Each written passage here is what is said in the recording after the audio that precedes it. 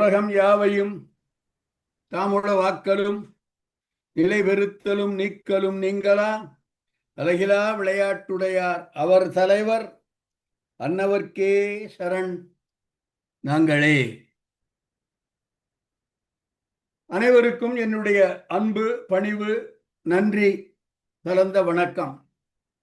Singapore Hindu அறக்கட்டளை வாரிய நல்ல ஆதரவுடன் நடைபெற்று வரும் கம்பராமாயண தொடர் வகுப்புகளில் இன்றைய வகுப்பு எண் 255. இன்னும் ஒரு 5 வகுப்பு மேல போயிடுச்சுன்னா 260 ஆகும். 260 என்பது ஒரு முக்கியமான எண். 52 வாரங்கள் ஒரு ஆண்டுக்கு, அதை 5ஆல் பெருக்கினால் 260. ஆக இன்னும் 5 வகுப்புகள் போனால் கம்பராமாயண வகுப்பு 5 ஆண்டுகள் நிறைவு பெறும்.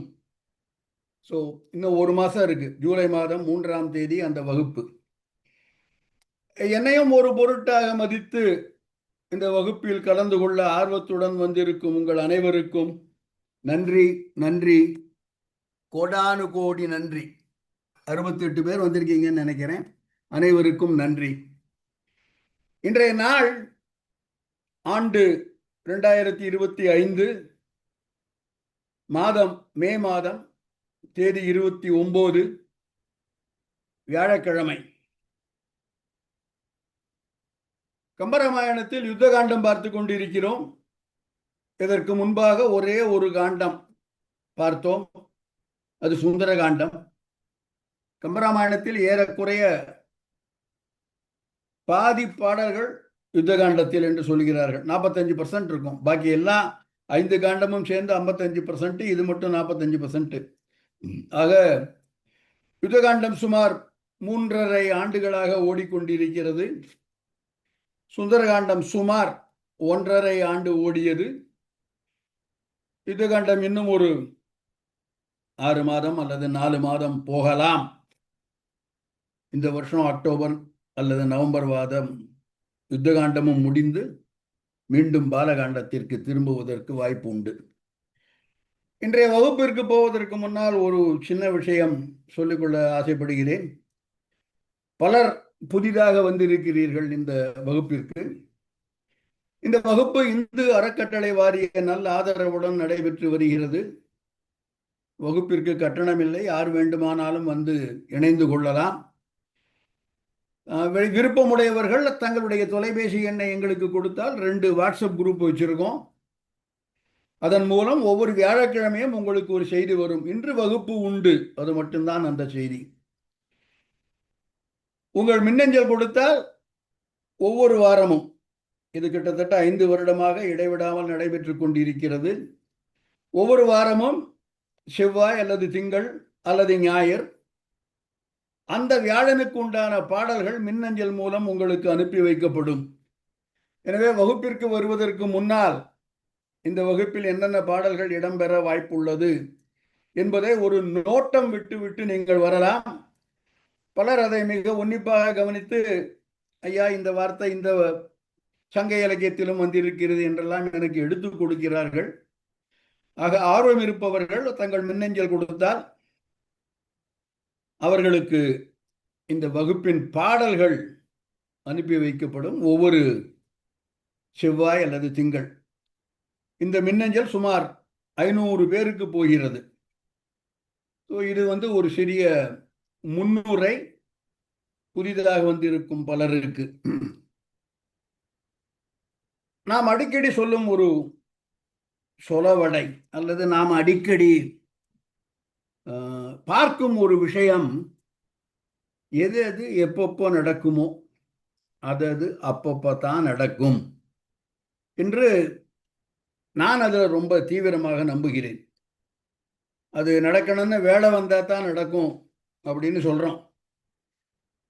அதுக்குண்டான காலம் கைகூடி வரும் பொழுது தானாக அது நிகழ்ந்து விடும் என்பதெல்லாம் நாம் அறிந்த, நமக்கு பழக்கமான சில சொற்றொடர்கள்.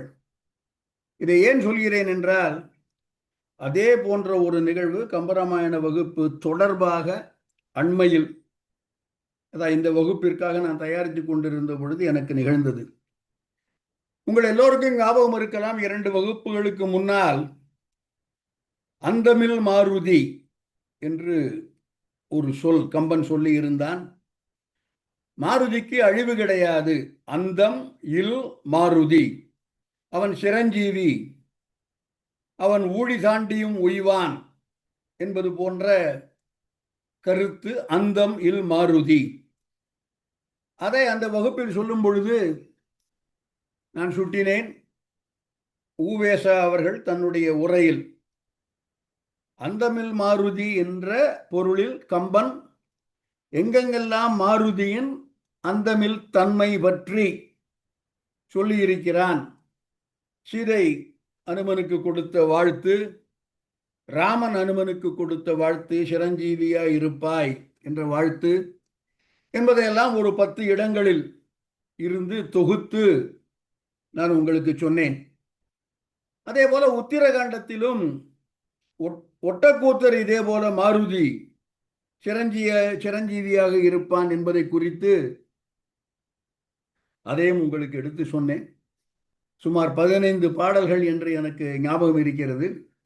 அந்தமில் மாருதி என்ற அந்த தொடர் சம்பந்தமாக அது நிகழ்ந்தது மே மாதம். இன்றைக்கு தேதி 29, மே 15 அந்த வகுப்பில் சொல்லியிருப்பேன் என்று நம்புகிறேன். மே 15 தான் அது நடக்கணும்னு இருக்கு. ஏனென்றால் இந்த நிகழ்வு மீட்சி படலத்தில் இருந்து எடுத்த ஒரு பாடல், அந்தமில் மாருதி என்ற அந்த சொற்றொடர். கம்பராமாயணத்தை வேறு ஏதோ ஒரு பர்பஸுக்காக, அதாவது என்னுடைய அடுத்த நூல் கம்பன் தந்த பட்டங்கள் அனுமனுக்கு என்ற அடுத்த நூல் எழுதலாம் என்று இருக்கிறேன். அதற்காக கம்பராமாயணத்தை புரட்டி பார்த்து கொண்டிருந்த பொழுது இதே சொற்றொடர் அந்தமில் மாருதி, இந்த சொல் கம்பன் ஏற்கனவே கையாண்டிருக்கிறான். அது மாயா சீதை படலத்தில். இந்த வகுப்பிற்கு ஒரு 4 மாதம் முன்னால் அதை நான் சொல்லியிருப்பேன் கிரிஜா என்று நான் நினைக்கிறேன். சுமார்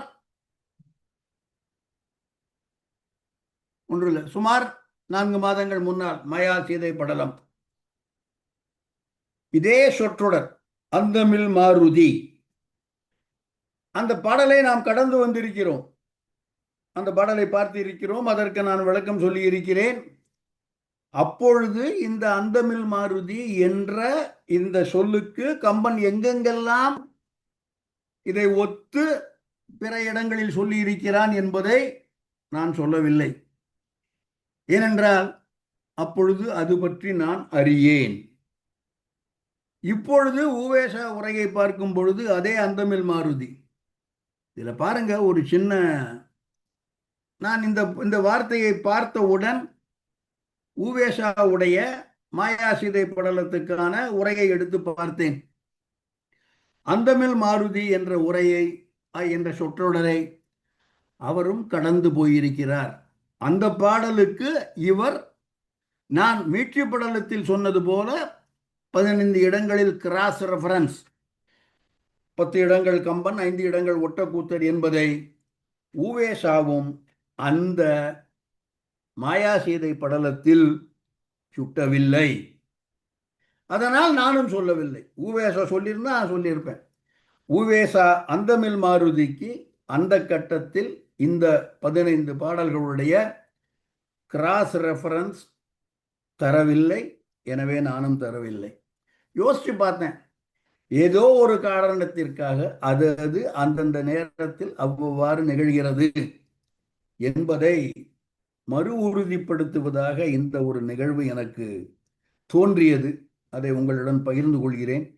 ஆக அந்தமில் மாருதி என்ற இந்த கம்பனின் சொற்றொடர் மீட்சி படலத்திற்கு முன்னால் மாயா சீதை படலத்தில் வந்திருக்கிறது. இன்னும் வேறு எங்கெல்லாம் வந்திருக்கிறதுன்னா அந்த அளவுக்கு நான் இன்னும் தேடி பார்க்கல, இல்லை என்று நினைக்கிறேன். ஏனென்றால் ஓரளவுக்கு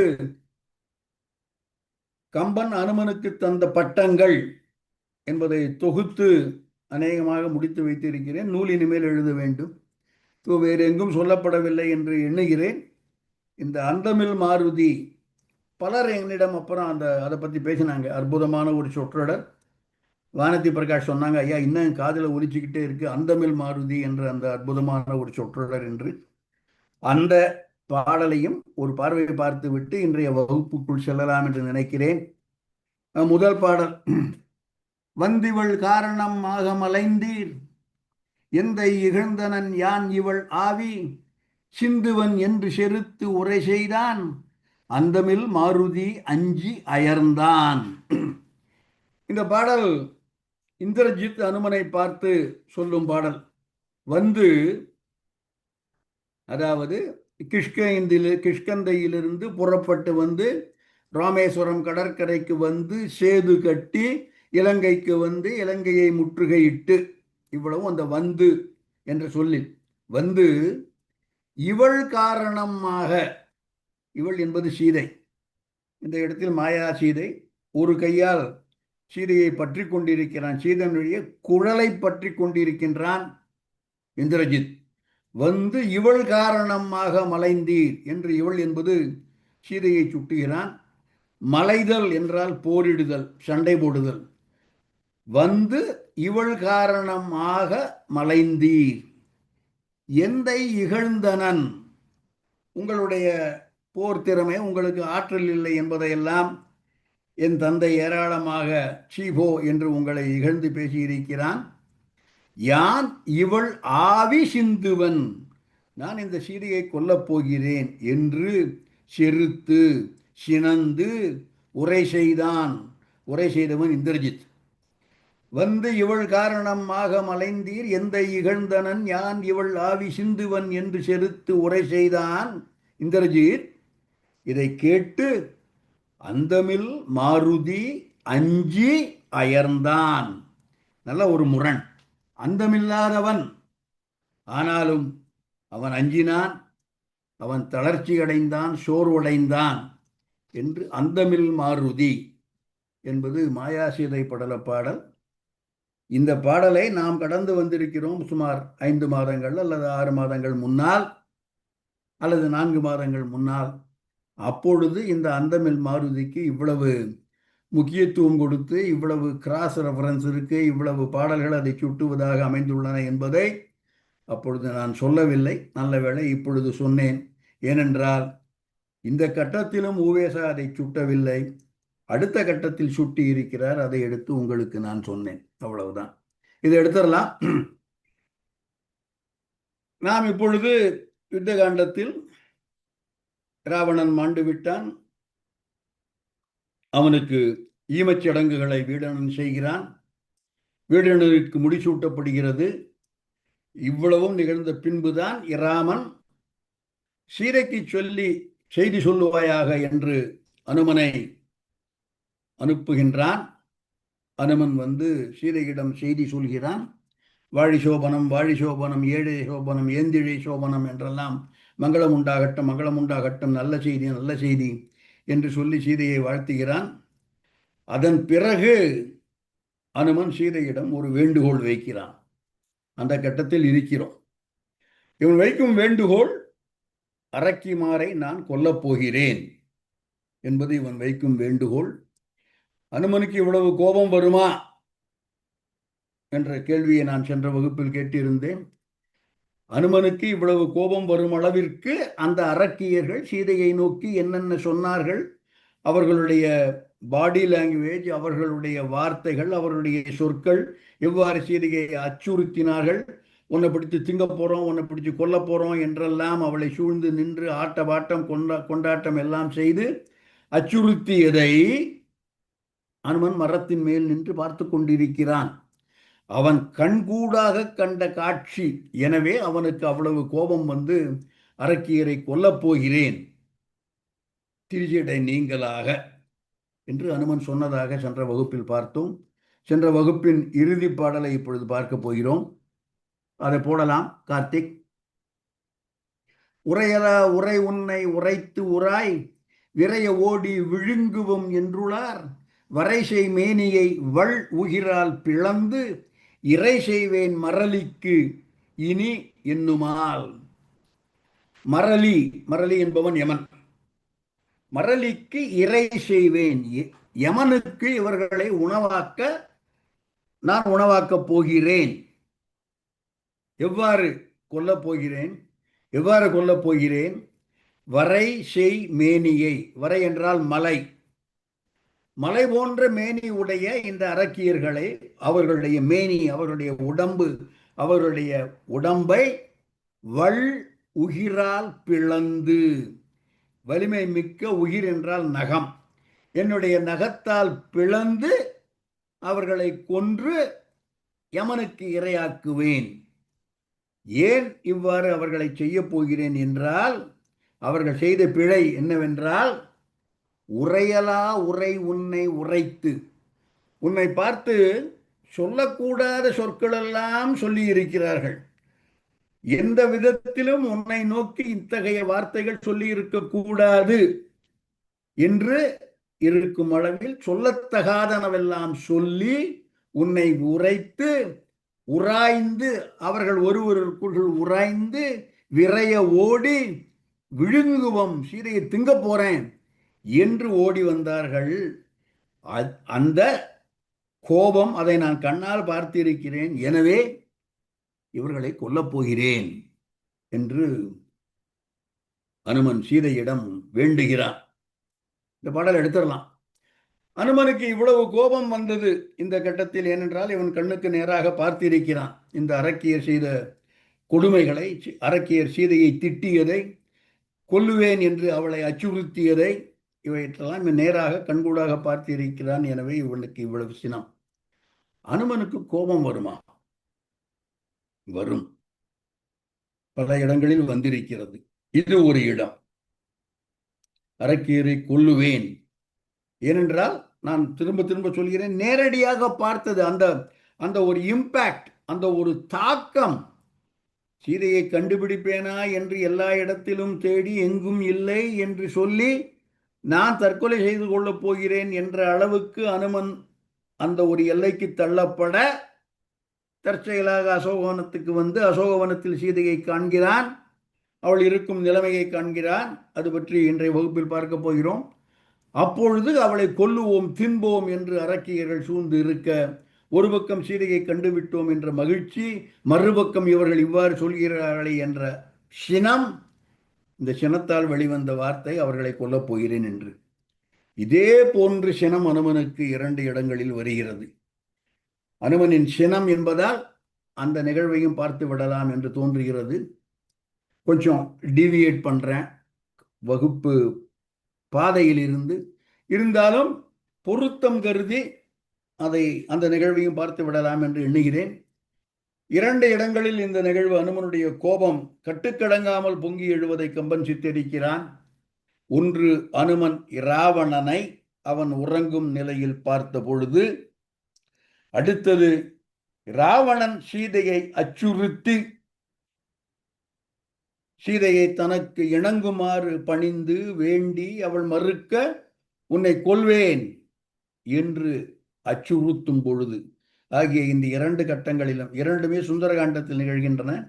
ராவணனை பார்க்கின்றான் அனுமன். தூங்குவதை பார்க்கிறான். ஒவ்வொருவராக பார்த்து கொண்டு வருகிறான். வீடணனை பார்க்கிறான், இந்திரஜித்தை பார்க்கிறான், கும்பகர்ணனை பார்க்கிறான், ராவணனை, மண்டோதரியை பார்க்கிறான். அவ்வாறு ராவணனையும் பார்க்கிறான். உறங்கிக் கொண்டிருக்கும் ராவணனை பார்க்கிறான். அவனை பார்த்த உடனேயே அவனுக்கு வருகிற கோபம், அவனுக்கு வருகிற ஆத்திரம் இதே போன்ற ஆத்திரம்தான். கொல்லுவேன் ராவணனை இப்பொழுதே என்பது அனுமனுடைய சினத்தின் வெளிப்பாடாக இருக்கிறது. ஒரு வார்த்தை சொல்றான், இவன் எங்க இருந்தான்னு எனக்கு தெரியாம இருந்தது. நன்றாக ஒன்று தெரிந்து கொள்ளுங்கள், சீதை அசோகவனத்தில் இருக்கிறாள் என்பது அனுமனுக்கு இன்னும் தெரியாது. சீதையை அசோகவனத்தில் இவன் பார்க்கவில்லை. அதற்கு முன்பாக இலங்கையை தேடிக்கொண்டிருக்கும் பொழுது ராவணனை காண்கின்றான். ஆனால் சீதை அசோகவனத்தில் இருக்கிறாள் என்ற செய்தி சம்பாதி மூலமாக இவனுக்கு உறுதிப்படுத்தப்படுகிறது. ஏனென்றால் சம்பாதி பார்த்திருக்கிறான். ராவணன் புஷ்ப விமானத்தில் சீதையுடன் சென்று இலங்கை அடைவதை சம்பாதி பார்த்திருக்கிறான். எனவே சம்பாதி உறுதிபட சொல்லியிருக்கிறான் இலங்கையில் இருக்கிறாள் என்று.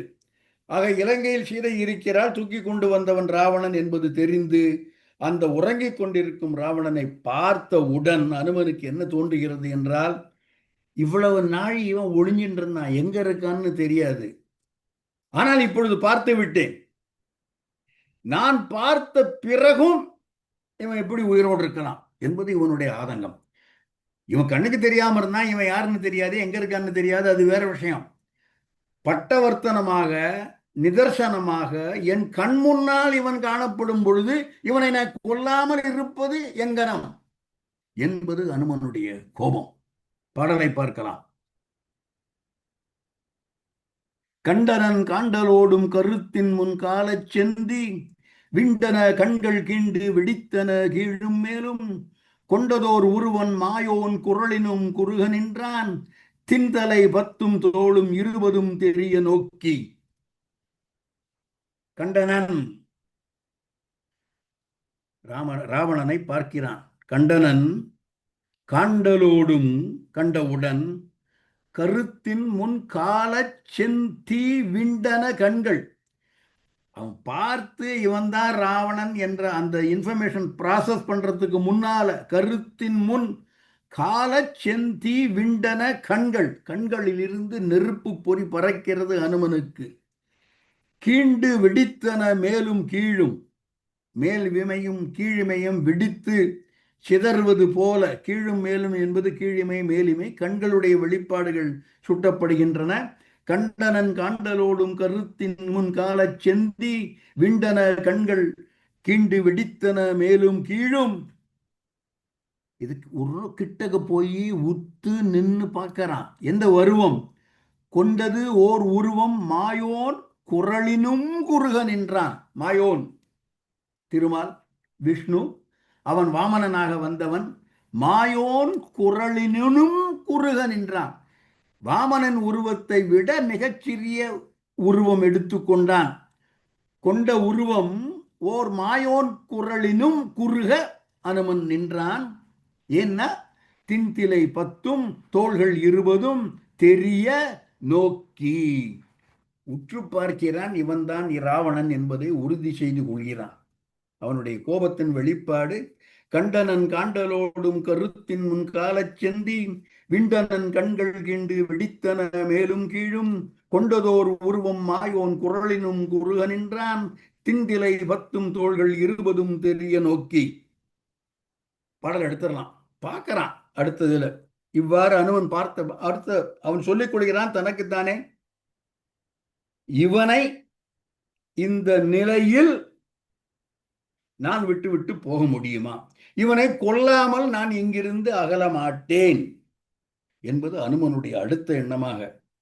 ஏனென்றால் நான் சொன்னது போல இதுவரை பாராமல் இருந்தேன்.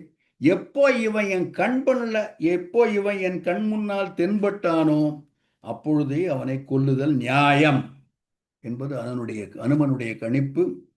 தனக்குத்தானே சொல்லிக் கொள்கிறான். என்ன சொல்லிக் கொள்கிறான் பார்க்கலாம். அடுத்த பாடல்.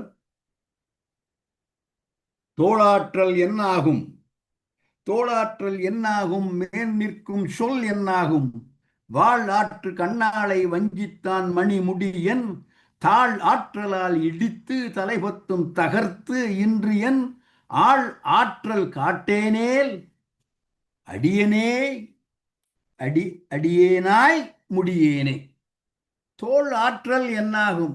எனக்கு எவ்வளவு பெரிய ஆற்றல் இருக்கு, என்னுடைய தோள்கள் எவ்வளவு வலி உடையவை, சொல்லி என்னையா பிரயோஜனம்? இந்த ராவணனை இப்பொழுது நான் கொல்லாமல் இருந்தால் என்னுடைய தோல் ஆற்றல் என்னாகும்? அதற்கு மேல எனக்கு உண்டான கீர்த்தி, எனக்கு உண்டான புகழ், இனிமேல் வரக்கூடிய அல்லது ஏற்கனவே இருக்கும் மேல் நிற்கும் சொல் என்னாகும்? சொல்வது அனுமனை புகழ்ந்து சொல்லப்படும் சொல். அனுமனுடைய கீர்த்தி, அனுமனுடைய புகழ், அனுமனுடைய சிறப்பு, இதுக்கெல்லாம் மீனிங் இருக்குமா? இதுக்கெல்லாம் ஏதாவது பொருள் உண்டா? என்னுடைய தோல் ஆற்றலுக்கு பொருள் உண்டா? எனக்கு உண்டான புகழுக்கும் கீர்த்திக்கும் சிறப்புக்கும் ஏதாவது பொருள் உண்டா? ஏனென்றால் இவன் வாழ் ஆற்று கண்ணாள்.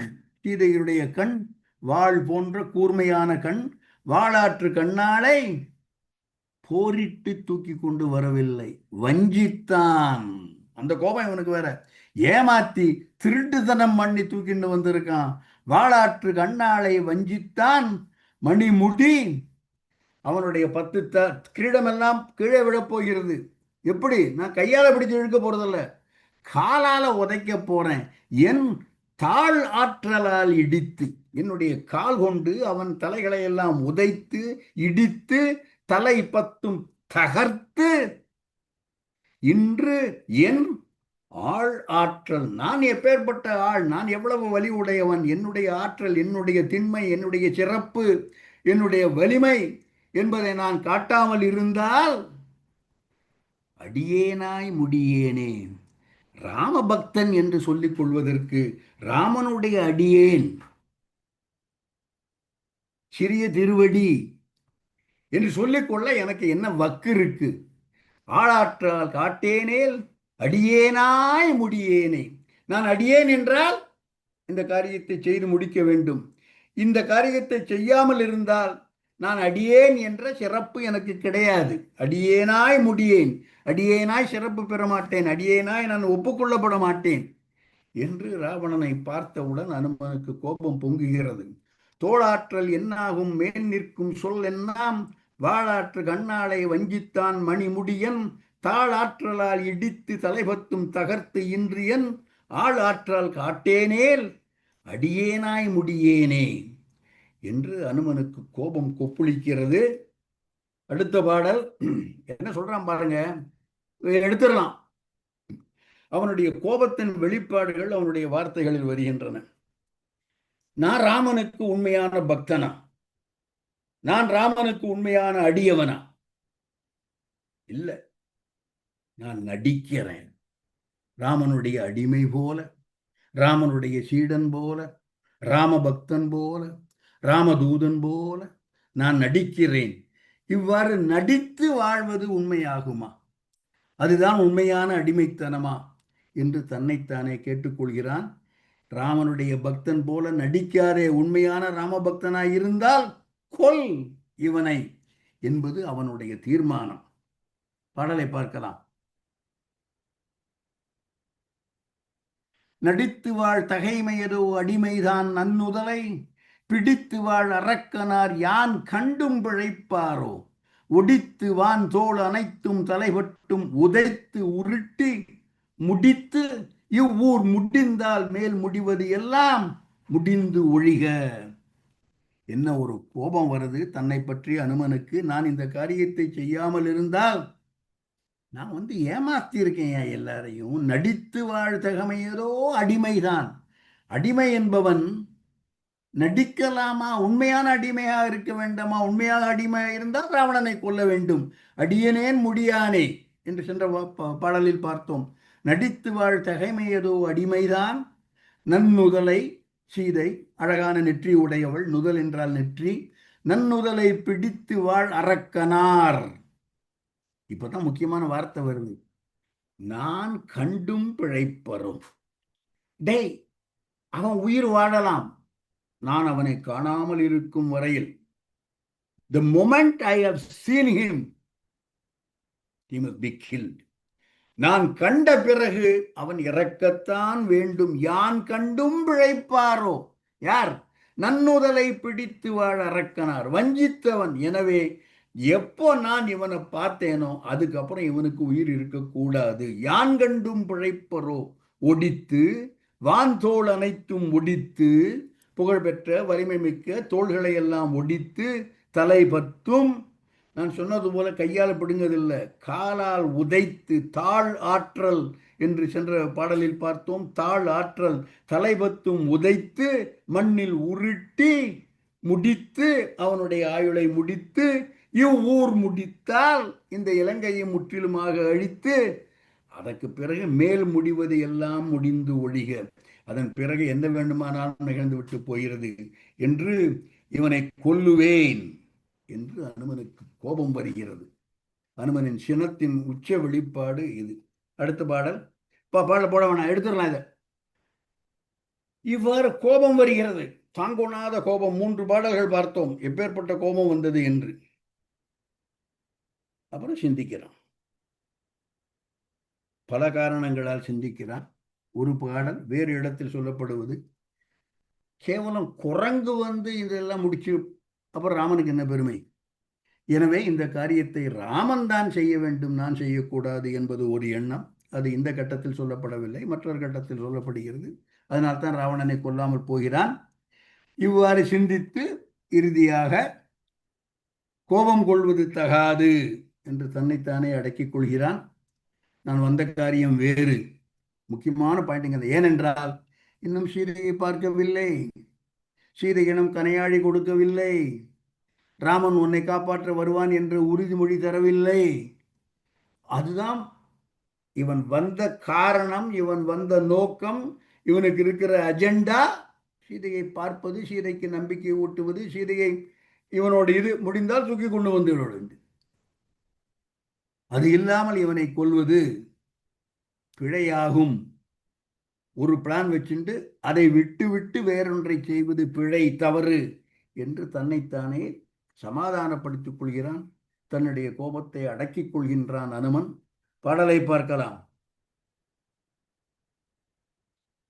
என்று ஊக்கி எயிறு கடித்து இருகரனும் பிசைந்தெழுந்து நின்று ஊக்கி உணர்ந்து உரைப்பான் நேமியோன் பணி என்றால் ஒன்று தூக்கி ஒன்று ஊக்கி ஒன்று இழைத்தல் உணர்வு உடைமைக்கு உரித்து அன்றால் பின் தூக்கின் இது சால பிழை பயக்கும் என பெயர்ந்தான்.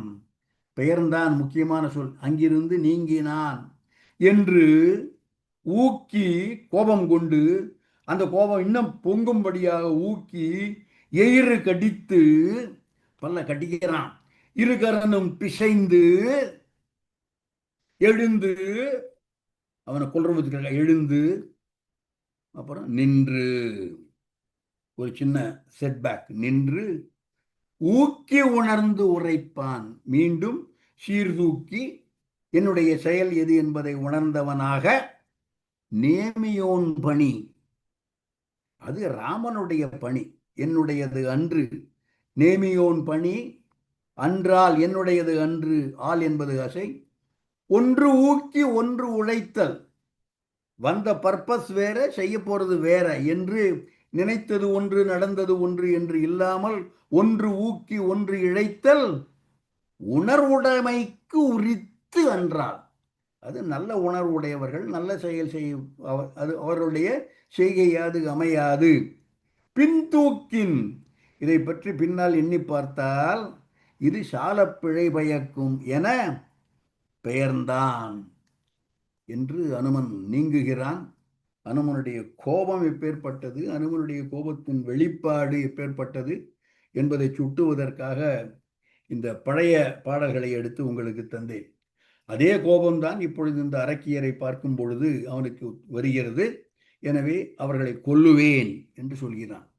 இது அனுமனுக்கு வந்த கோபத்தின் ஒரு கட்டம். இது எடுத்துடலாம். இன்னொரு கட்டம் சொன்னேன். சுந்தரகாண்டத்தில் அனுமன் மரக்கலையில் அமர்ந்து கொண்டிருக்கிறான். ராவணன் வருகிறான். அனுமன் பார்த்து இவள்தான் சீதை என்பதெல்லாம் தீர்மானித்திருக்கிறான்.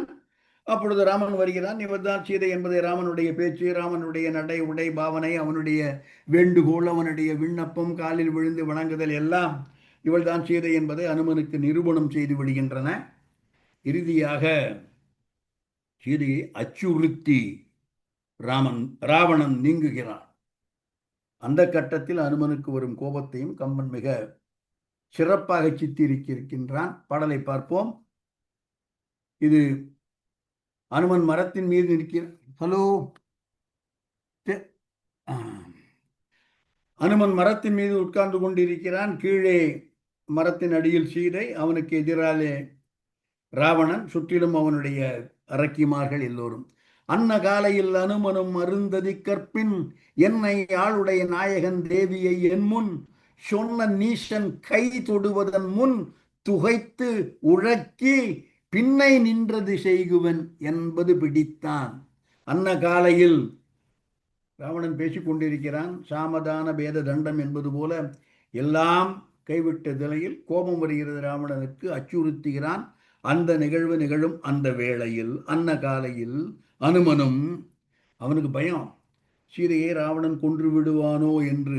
அருந்ததி கற்பின், சீதையினுடைய கற்பின் திறம், என்னை ஆளுடை நாயகன் தேவியை, என்னுடைய நாதன், என்னுடைய அண்ணல், என்னுடைய தலைவன், அவனுடைய தேவி சீதையை என் முன் சொன்ன நீசன் கை தொடுவதன் முன், ராவணனுடைய கை மட்டும் சீதை மேல படாது படுவதன் முன், சொன்ன நீசன் கை தொடுவதன் முன் அவனை துகைத்து உழைக்கி அதுக்கப்புறம் என்ன வேணா செய்வான், பின்னை நின்றது செய்குவன் என்பது பிடித்தான் என்பதை தன்னுடைய மனதில் தீர்மானமாக வைத்துக் கொண்டான் அனுமன்.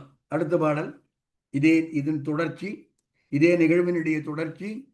தனியன் நின்றனன் தலை பத்தும் கடிது உகத்தாக்கி, பனியின் வேலையில் இலங்கையை கீழுரை பாய்ச்சி, புனித மாதவத்து அணங்கினை சுமந்தனன் போவன் இனிதின் என்பது நினைந்து தன் கரம் பிசைந்து இருந்தான். இவ்வாறு ராவணன் இவளை தொடுவதன் முன்பாக அவனை துகைத்து உழக்கி, அந்த வார்த்தையெல்லாம் பார்த்தோம். தனியன் நின்றனன், நான் தனியாத்தான் இருக்கேன், அதை பத்தி கவலை இல்லை. ஏனென்றால் அனுமன் மட்டும்தான் வந்து இருக்கிறான், வேறு யாரும் வரவில்லை. ராவணன் பக்கத்தில் இருந்து, ராமன் பக்கத்தில் இருந்து தனியன் நின்றனன். இருந்தாலும் தலை பத்தும் கடிது உகத்தாக்கி, பனியின் வேலையில் இலங்கையை கீழுற பாய்ச்சி, ராவணனை கொன்று இலங்கையை பெயர்த்தெடுத்து கடலுக்குள் அழுத்தி, புனித மாதவத்து அணங்கினை சுமந்தனன் போவன், சீதையை என்னுடைய முதுகில் சுமந்து கொண்டு இனிதின் போவன், சுமந்தனன் இனிதின் போவன், இனிதின் அங்க கொண்டு கூட்டி போடணும். புனித மாதவத்து அணங்கினை இனிதின் சுமந்தனன் போவன், அவளுக்கு எந்த விதமான கஷ்டமும் இல்லாமல் இனிமையாக, எனக்கும் எந்தவித கஷ்டம் இல்லாமல் இனிமையாக, எனக்கும் இனிமையாக, சீதைக்கும் இனிமையாக சுமந்தனன் போவன் என்று நினைத்து தன் கரம் பிசைந்து இருந்தான். சீதையிடம் கனையாழி கொடுத்து சூடாமணி பெற்றுக் கொள்ளும் பொழுது அனுமன் சொல்கிறான், நான் உன்னை கொண்டு போய் ராமனிடம் சேர்த்து விடுகிறேன் என்று. இப்பொழுது அவன் சீதையை இன்னும் பார்க்கவில்லை, சீதையிடம் இன்னும் பேசவில்லை. அதற்கு முன்பாகவே அவனுடைய மனதில் புனித மாதவத்து அணங்கினை சுமந்தனன் போவன் என்பது ஒன்றும் இல்லைன்னா, இவனுடைய நோக்கம் எப்படியாவது சீதையை ராமனிடம் சேர்த்து விட வேண்டும் என்று, புனித மாதவத்து அணங்கினை சுமந்தனன் போவன் என்று ராவணனை பார்த்து சினந்து, அனுமனுடைய சினத்தின் வெளிப்பாடு, தலை பத்தும் கடிது ஊகத்தாக்கி, பனியின் வேலையில் பனியின் வேலையை, இலங்கையை, பனி என்றால் குளிர்ந்த குளிர்ச்சியான வேலை என்பது கடல், இலங்கையை புனித குளிர்ச்சியான கடலில் கீழுற பாய்ச்சி, கடலுக்கு அடியில் இலங்கை போகுமாறு இலங்கையை பெயர்த்தெடுத்து கடலில் தள்ளிவிட்டு சீதையை சுமந்து கொண்டு போவேன் என்பது அனுமனுடைய கோபமாக அமைகிறது. இதை எடுத்துடலாம். இவ்வளவும் ஸ்லைட்லி டீவியேட்டட்.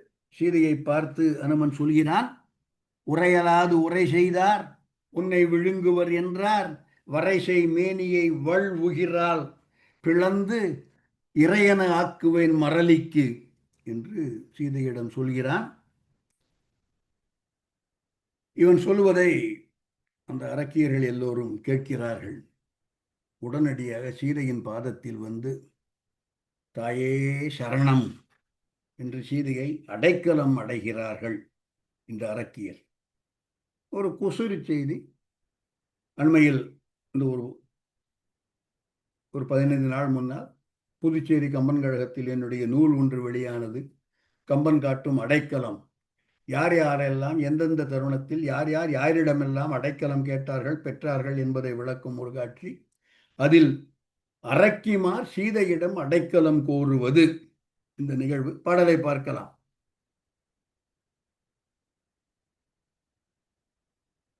இதுக்கு முந்தின பாடல் குடல் குறைத்து. இதுக்கு முந்தின பாடல் குடல் குறைத்து குருதி குடித்து இவர் உடல் முறுக்கி இட்டு உண்குவேன் என்றலும் அடல் அரக்கியர் அன்னை நின் பாதமே விடலம் மெய்ச்சரண் என்று விளம்பலும். அவன் சொல்லியிருக்கான், வள் உகிரால் வரைசை மேனியை வள் உகிரால் பிளந்து. எனவே அதை கேட்கிறார்கள் இந்த அரக்கியர்கள். குடல் குறைத்து, குடலெல்லாம் உருவி குருதி குடித்து, இவர் உடல் முறுக்கியிட்டு, முறுக்குதல் என்றால் அழித்தல், இவர் உடலை முறுக்கியிட்டு உண்குவன் என்று அனுமன் சொல்ல, அதை கேட்ட அரக்கியர்கள், அன்னை நின் பாதமே மெய்ச்சரண் விடலம். விடலம் என்பது அங்க கொண்டு கூட்டி பொருள். அன்னை பிராட்டியே, உன்னுடைய பாதமே மெய்ச்சரண், எங்களுக்கு உண்மையான அரண், எங்களுக்கு உண்மையான சரண் என்பது உன்னுடைய பாதம்தான், அதை நாங்கள் விடலம் என்று அடல் அரக்கியர் விளம்பலும். இவ்வாறு அரக்கியர்கள் சீதையை பார்த்து, அம்மா எங்களை காப்பாற்று என்று வேண்டுகிறார்கள். சீதை அவர்களுக்கு பதில் சொல்கிறார்கள். அடுத்த பாடல் சீதையின் பதில் எவ்வாறு வருகிறது? அன்னை அன்னை அஞ்சமின் அஞ்சமின் நீர் என மன்னும் மாருதி மாமுகம் நோக்கி வேறு என்ன தீமை இவர் இழைத்தார், அவன் சொன்னது சொல்லினது அல்லது தூய்மையோய். பாருங்க, கம்பனுடைய வார்த்தை கொல்லப்போகிறேன் என்ற அரக்கியர்களை என்பது அனுமனுடைய விண்ணப்பம். உங்களுக்கு ஞாபகம் இருக்கலாம், இதை அவன் சீதையிடம், அம்மா நீ எனக்கு இந்த வரம் தர வேண்டும் என்று வரம் என்ற வார்த்தையை, வரம் என்ற சொல்லை பிரயோகித்து அனுமன் வேண்டியிருக்கிறான். சென்ற வகுப்பில் பார்த்தோம். அம்மா எனக்கு இந்த வரம் தாருங்கள். சீதையிடம் அனுமன் கேட்பது வரம். என்ன வரம்? இந்த அரக்கியர்களை கொல்ல வேண்டும் என்பது வரம். அவனை பார்த்து அன்னை சொல்கிறாள், தூய்மையோய், உள்ளம் தூய்மை, உடல் தூய்மை, புத்தி தூய்மை என்று எந்த விதமான கள்ளமும் சிந்தையிலும் மனத்திலும் நெஞ்சிலும் இல்லாதவனே தூய்மையோய், என்ன தீமை இவர் இழைத்தார், அவன் சொன்ன சொல்லினது அல்லது வேறு. அவன் என்பது ராவணன். என்ன தீமை இவர் இழைத்தார்? இந்த அரக்கியர்கள் என்ன கொடுமைப்பா செஞ்சிட்டாங்க எனக்கு? ஆஃப்டர் ஆல் அவன் சொன்ன சொல்லினது அல்லது வேறு என்ன செய்து விட்டார்கள்? ராவணன் இட்ட கட்டளை. ஐயா, இவர்களெல்லாம் அவனுக்கு வேலைக்காரர்கள், இவரெல்லாம் அவனுடைய அரண்மனையில் வேலைக்காரர்களாக, அவனுக்கு பணிவிடை செய்பவர்களாக, அவனுடைய பணியாட்களாக இருப்பவர்கள். எனவே அவன் சொன்னதை செய்ய விழைந்தார்கள் என்பது அன்றி வேறு என்ன பிழை செய்து விட்டார்கள் இவர்கள் என்று அனுமனை பார்த்து, தூய்மையோய் என்று, இவ்வளவு தூரம் உள்ளம் சிந்தை எல்லாம் தூய்மையாக இருப்பவனே, நீ ஏன் இவ்வாறு அதற்கு மாறாக சிந்தித்தாய் இவர்களை கொல்ல வேண்டும் என்பது துணிக்க சீதையுடைய வார்த்தை அமைகிறது. இதை அனுமனுக்கு சொல்லும் முன் முதல் காரியம் எப்பொழுதுமே, சரண் என்று ஒருவர் வந்துவிட்டால் அவர்களை உடனடியாக நான் காப்பாற்றுவேன், நான் காப்பாற்றுவேன், அஞ்சன்மின் அஞ்சன்மின் என்பதை முதலில் அந்த அரக்கியர்களுக்கு சொல்லிவிட்டு, அஞ்சன்மின் அஞ்சம்மின் நீர் என்று அன்னை அரக்கியருக்கு சொல்லிவிட்டு, பின் மன்னும் மாருதி மாமுகம் நோக்கி, மன்னும் மாருதி, அந்தமில் மாருதி, மன்னுதல் என்றால் நிலை பெறுதல், நிலைத்திருத்தல். மன்னும் மாருதி மானுகம் நோக்கி வேறு என்ன தீமை இழைத்தார், அவன் சொன்ன சொல்லினது அன்று, அது இல்லாமல் வேற என்னப்பா செஞ்சிட்டாங்க இவங்க என்று சீதை கேட்கிறாள். அவன் என்ன சொல்லிட்டு போயிருக்கான்? அவன் சொன்ன சொல்லினது என்ன? ஒரு கட்டளை இட்டிருந்தால் அதற்கு அஞ்சி அந்த கட்டளையை நிறைவேற்றும் முகமாக அவர்கள் சீதையை அச்சுறுத்தி இருப்பார்கள். என்ன சொன்னான் ராவணன் இவர்களை பார்த்து? அந்த பாடலையும் கிராஸ் ரெஃபரன்ஸாக பார்த்து விடலாம். அடுத்த பாடல், அஞ்சுவித்தானும் ஒன்றால் அறிவுறத் தேற்றியானும் வஞ்சியின் செவ்வியாளை வசித்தென்பால் வருவீர் அன்றேல் நஞ்சு உமக்கு அவன் என்ன நகையிலா முகத்து பேழ்வாய் வெஞ்சினத்து அரக்கி மார்க்கு வேறு வேறு உணர்த்தி போனான். ராவணன் சொல்றான் இந்த அரக்கியர்கிட்ட, அஞ்சுவித்தானும், சீதையை அச்சுறுத்தி, அஞ்சுதல் என்றது பயமுறுத்தல், என்ன வேணா பண்ணுங்க, அவளை எனக்கு வசப்பட செய்ய வேண்டும். அஞ்சுவித்து, அவளை பயமுறுத்தி, அவ்வாறு அல்லது அறிவுற தேற்றியானும். இன்னும் ஒரு வார்த்தை சொல்லி பாருங்க, அவளுக்கு இப்போ அறிவு இல்லை, அவள் அறிவு கொள்ளுமாறு அவர்களுக்கு தேறுதல் சொல்லி ராவணனை ஏற்றுக்கொள்வது எந்த விதத்தில் எல்லாம் நல்லது என்று அதை அவள் உணருமாறு செய்யுங்கள். ரெண்டு ஆப்ஷன் தரான். ஒன்று, அறிவுற தேற்றுவீர்கள், அல்லது பயமுறுத்துங்க, அஞ்சுவித்தல் அல்லது அறிவுற தேற்றல்.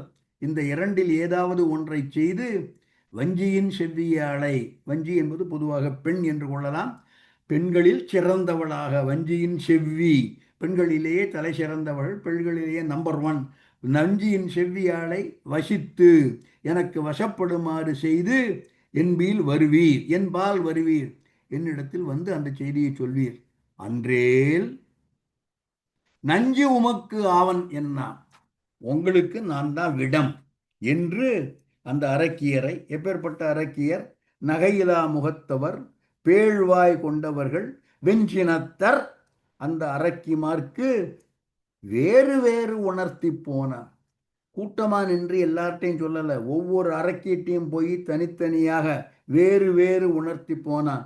ஒவ்வொரு அரக்கியர்கிட்டையும் போய் உனக்கு நான் நஞ்சு, உனக்கு நான் நஞ்சு, நான் சொன்னபடி செய்யாவிட்டால் என்று அச்சுறுத்தி ராவணன் போயிருக்கிறான். எனவே அவன் சொன்னது அல்ல, அவன் சொன்னதை செய்தார்கள் என்பது அல்லாமல் வேறு என்ன பிழை செய்தார்கள் இவர்கள் என்று சீதை கேட்கிறார். இதை எடுத்துடலாம். அடுத்த பாடல் சொல்றா, அனுமன்ட்ட சொல்றா சீதை, இந்த அரக்கிமார் என்ன பிழையும் செய்யவில்லை, நான் சிறைப்பட்டேன், என் தலைவிதி, நான் சிறைப்பட்டேன், என் தலைவிதி, இவர்கள் என்னை அச்சுறுத்தினார்கள், அதுவும் என் தலைவிதி, எல்லாம் நான் செய்த பிழை. தலைவிதி என்பது மாற்று, நான் செய்த பிழை, என்னால விளைஞ்சது இந்த நிலைமைக்கு நான் தான் காரணம், நான் தான் காரணம், இவர்கள் காரணம் அல்ல. எனவே இவர்களை நீ கொல்லலாகாது என்பதை அனுமனிடம் வற்புறுத்துகிறாள். அப்பொழுது அவர் சொல்கிறாள், இந்த நிலைமைக்கு, இவ்வாறு சிறைப்பட்டதற்கு, இவ்வாறு ராவணன் வந்து என்னை கேட்கறதுக்கு, அரக்கியர் வந்து என்னை அச்சுறுவத்துக்கு எல்லாத்துக்கும் காரணம் நான் தான், நான் தான், நான் தான் என்று அனுமனை கன்வின்ஸ் பண்ணுவதற்காகவோ அல்லது உண்மையில் அவ்வாறு உணர்ந்தவளாகவோ சீதையிடம் இந்த வார்த்தைகள் வருகின்றன. பாடலை பார்ப்போம். யான் இழைத்த வினையினின் இவ்விடர் தான் அடுத்தது, ஆயினும் அன்பினோய் குமுனியின் கொடியாரலரே, இவர் போன அப்பொருள் போற்றலை புந்தியோய். ஒவ்வொரு விழியும் பாருங்க கம்மனுடைய, போன வார்த்தை தூய்மையோய், இந்த பாடல் புந்தியோய், அதற்கு முன்னால அன்பினோய்.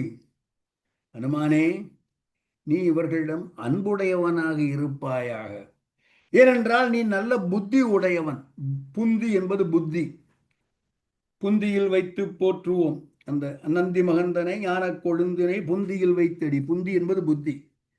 சோ புந்தியோய், சிறந்த அறிவுடையவனே, சிறந்த மதிநுட்பக்காரனே, அன்புடையவனே என்றெல்லாம் அனுமனை விழித்து ரெண்டு வார்த்தைகள் சொல்லுகிறாள் இங்கே. கூனியின் கொடியார் அலரை, என்னப்பா இந்த அரக்கியர்கள் கூனிய விடவா இவங்க கொடியவங்க என்பது ஒரு கருத்து. கூனி இழைத்த தீமை சீதையினுடைய மனதில் ஆழமாக தங்கி இருக்கிறது, அல்லது சீதை அதன் காரணமாக ஆழமாக காயப்பட்டு இருக்கிறாள் என்று கொள்வதற்கு இந்த வார்த்தைகள் இடம் தருகின்றன. கூனியின் கொடியார் அலரை, அதை விட முக்கியமானது, யான் இழைத்த வினையினின் இவ்விடர் தான் அடுத்தது. இவ்விடர், இவ்விடர் தான் அடுத்தது, இந்த இடர், இந்த துன்பம், இந்த இன்னல், இந்த கஷ்டம் எனக்கு ஏன் வந்தது என்றால் யான் இழைத்த வினையினின் வந்தது. நான் செஞ்ச தப்பு, நான் செஞ்ச பிழை. வினை என்பதை நான் இந்த ஜென்மத்தில் இவள் செய்த வினை, இந்த பிறப்பில் இப்பொழுது ஜனகனின் மகளாக பிறந்து சீதையாகிய இவள் செய்த வினை என்று சுட்டுவதாக நான் கொள்கிறேன். யான் இழைத்த வினை, அதனால் இவ்விடர் அடுத்தது. இது எடுத்துடலாம். சீதை, நான் இழைத்த வினை, அதனால் சிறைப்பட்டேன், அதனால் அரக்கியர்கள் என்னை திட்டினார்கள், அரக்கியர்கள் என்னை விழுங்குவேன், தின்னுவேன், கொன்மின் தின்மின் என்றெல்லாம் சொன்னார்கள் என்றால் அதற்கு காரணம் நான். எல்லாத்துக்கும் காரணம் நான் நான் நான் என்னுடைய வினை. வினை என்பது செயல் என்று சீதை சொல்கிறாள். உண்மையா? சீதை இவ்வாறு கருதுகிறாள் என்பது உண்மை. 2 பதிவுகள் காட்ட முடியும், நிறைய பதிவுகள் காட்ட முடியும். குறிப்பாக 2 பதிவுகள் காட்டப் போகிறேன். இரண்டும் சீதை தனியாக இருக்கும் பொழுது புலம்புவது ஒன்று, மற்றொன்று ராமன் இறந்து கிடப்பதை பார்த்து, அவ்வாறு தான் சீதை எண்ணுகிறாள். அதை பார்த்து அவள் புலம்புவது. இந்த 2 கட்டங்களிலும் நான் தப்பு பண்ணினேன், அதனால வந்த வினை என்று அவள் குமுறுகிறாள். அவள் சுட்டும், அவள் செய்த பிழையாக அவள் சுட்டுவது ஒரு நிகழ்வு, மற்றொன்று அதனுடைய தொடர்புடைய நிகழ்வு. தன்னுடைய பிழையாக சீதை சுட்டுவது மாயமான் மீது ஆசைப்பட்டது. சீதையை பொறுத்த அளவில் சீதையினுடைய சிறைப்பிடிப்பு, அதன் தொடர்பாக விளைந்தவை எல்லாம் இவள் மாயமான் மீது ஆசைப்பட்டதுதான் காரணம் என்று இவள் திடமாக நம்புகிறாள். அது உண்மை. அந்த எண்ணம் அவளுக்கு இருக்கிறது. இதை தான் தனியாக இருக்கும் பொழுது சொல்லி புலம்புகிறாள். தற்கொலை செய்து கொள்வதுதான் சரி என்ற முடிவுக்கு கொஞ்சம் கொஞ்சமாக அவள் நகர்கிறாள். சுந்தரகாண்டத்தில் இதை விரிவாக பார்த்தோம். அப்பொழுது அவர் சொல்லும் ஒரு பாடல், நான் இனிமேல் பிழைத்திருக்கலாமா, நான் பிழைத்திருப்பதை, நான் உயிர் வாழ்வதை, நான் உயிர்ந்து இருப்பதை உலகம் ஒப்புக்கொள்ளுமா? ஏனென்றால் நான் அவ்வளவு கொடியவள். எனவே இவ்வளவு கொடுமைக்காரியான நான் உயிரோடு இருப்பது பிழை என்று சீதை நினைத்து தன் கழுத்தில் தூக்கு போட்டுக் கொள்ளப் போகிறாள். இது ஒரு காரணம். இன்னும் சில காரணங்களையும் அவள் கற்பித்துக் கொள்கிறாள். நான் எப்படி அயோத்தியில போய் நிற்க போறேன், இன்னொருத்தன் வீட்டில் 10 மாதம் இருந்துட்டு வந்தவ என்று எல்லோரும் என்னை சுட்டுவார்களே, சொல்லால் என்னை குத்துவார்களே என்ற அந்த காரணம். இவற்றால் அவள் தற்கொலைக்கு முயல்கிறாள். தற்கொலை ஒரு நிமிஷம் அனுமன் தாமதித்திருந்தால் சீதை தற்கொலை பண்ணி கொண்டிருப்பாள். அந்த தற்கொலை எண்ணம் அவள் உள்ளத்தில் தோன்றுவதற்கு ஒரு முக்கியமான காரணம், நான் செய்த பிழை, என்னுடைய வினை. நான் தப்பு பண்ணிட்டேன், அதனால தான் என்னை ராவணன் தூக்கி கொண்டு வந்தான், அதனால தான் அசோகவனத்தில் நான் சிறைப்பட்டு இருக்கிறேன், அதனால தான் இந்த அரக்கியர்கள் எல்லோரும் என்னை சூழ்ந்து கொண்டு இவ்வாறு ஏசுகிறார்கள், மிரட்டுகிறார்கள், அச்சுறுத்துகிறார்கள் என்பது அவளுடைய அசைக்க முடியாத ஒரு எண்ணம். தனிமையாக சுந்தரகாண்டத்தில் அனுமனை சந்திப்பதற்கு முன்னால் அவள் புலம்பும் பாடல்கள், பல பாடல்கள் இருக்கின்றன. அவற்றில் ஒன்று குறிப்பாக தான் செய்த பிழை என்று சொல்லுவது. பாடலை பார்க்கலாம். இல்ல, பாடல் வஞ்சனை மானின் பின். ஓகே. வஞ்சனை மானின் பின் மண்ணை போக்கி, வஞ்சனை மானின் பின் மண்ணை போக்கி, என் மஞ்சனை வைது பின் வழி கொள்வாயன, நஞ்சனையான் அகம் புகுந்த நங்கை யான் உஞ்சனன் இருத்தலும் உலகம் கொள்ளுமோ. இவளுக்கு தெரியாது வந்திருப்பது வஞ்சனைமான் என்று. இந்த சுந்தரகாண்டத்தில் தனியாக சிறையில் இருக்கும் பொழுது அவளுக்கு தெரிந்திருக்கிறது. எனவே வஞ்சனையாக வந்த மான், வஞ்சனை மானின் பின் மன்னன், என்னுடைய தலைவன், என்னுடைய மன்னன் ராமன், வஞ்சனை மானின் பின் மண்ணை போக்கி, முதல்ல எங்க வீட்டுக்காரனை அனுப்பிச்சேன், மானின் பின்னால் போ என்று வஞ்சனை மானின் பின் என் மண்ணை போக்கி என் மன்னனை அனுப்பி, என் மஞ்சனை மைத்துனனை, வயது முக்கியமான வார்த்தை. அவன் போக மாட்டேங்கிறான். என்ன சொன்னாலும் நான் போக மாட்டேன். அண்ணா அவன் என்ன நினைச்சீங்க? அவனுக்கு அழிவு என்பதே கிடையாது. எல்லாம் சொல்லி பார்க்கிறான். நீ போலைன்னா நான் தற்கொலை பண்ணிக் கொள்வேன் என்று நெருப்பை நோக்கி ஓடுகிறாள். அவனை வைகிறாள். ஆன்மீகத்தில் ரொம்ப மோசமா வைகிறாள். கம்பன்ல இங்கே நீ நிற்பது முறை அன்று, நெறி அன்று என்று சொல்லி நிறுத்திக் கொள்கிறாள்.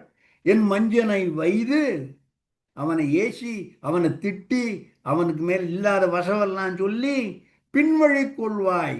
அண்ணா போன அதே வழியில நீயும் போ, பின்வழி கொள்வாய், அவன் பின்னால் நீயும் போ என்று சொல்லி ராவணனை தூக்கிண்டு வல்ல நஞ்சனையான் அகம் புகுந்த நங்கை. ராவணனுடைய வீட்டுக்குள்ள நானாக வந்திருக்கிறேன். நஞ்சனையான் அகம் புகுத்தப்பட்டவள் அல்லள் இவள், புகுந்தவள் என்பது இவளுடைய பார்வை. நஞ்சனையான் அகம் புகுந்த நங்கை. அப்பேற்பட்ட கொடியவளான நான் உஞ்சனன் இருத்தலும், உஞ்சனன் இருத்தலும், உயிரோடு இன்னும் உயிர் வாழ்ந்து, உய்தல் என்றால் வாழ்தல், இன்னும் உயிர் வாழ்ந்து கொண்டு இருப்பதை